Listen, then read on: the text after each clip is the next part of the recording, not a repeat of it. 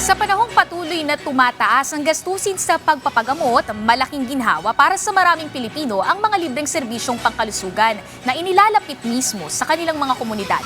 Isa na rito ang medical mission na nagbibigay ng libreng konsultasyon, gamot at iba pang serbisyong medikal sa mga residente ng Tanza, Cavite. Yan ang sentro ng balita ni Elijah Canlas. Live. Elijah? Sheila, sa kabila ng pabadya-badyang pag-ulan ay hindi natinag ang Philippine Reclamation Authority na maghatid ng libreng serbisyong medikal sa mga residente dito nga yan sa bayan ng Tanza sa Cavite. Ginanap ang programang Serbisyong Medikal, kalingang may pagmamahal sa Amaya Elementary School ngayong araw.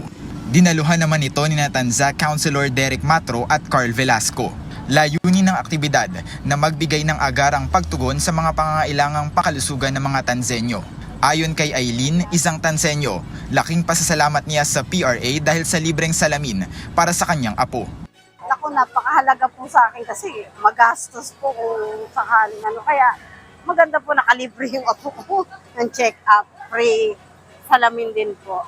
Handog ng ahensya ang mga libreng serbisyong medikal, gaya ng medical consultation, basic check-ups, blood pressure screening, dental and optical services, health counseling at libreng gamot. Ayon sa ahensya, ito ang kanilang paraan para mas mapaigting ang programang pangkalusugan sa kapakinabangan ng buong komunidad. Nagbukas ang registration dito sa Amaya Elementary School kaninang alas 6 ng umaga. Tuloy-tuloy naman ang pagdagsa ng mga residente para sulitin ang handog na tulong medikal.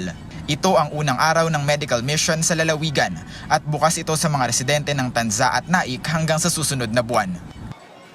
Sheila, sa ngayon nga ay maraming mga Tanzenyo ang nag-aabang para sa libreng serbisyong medikal at nagbukas nga ito kaninang alas 7 ng umaga at tatagal hanggang alas 5 ng hapon.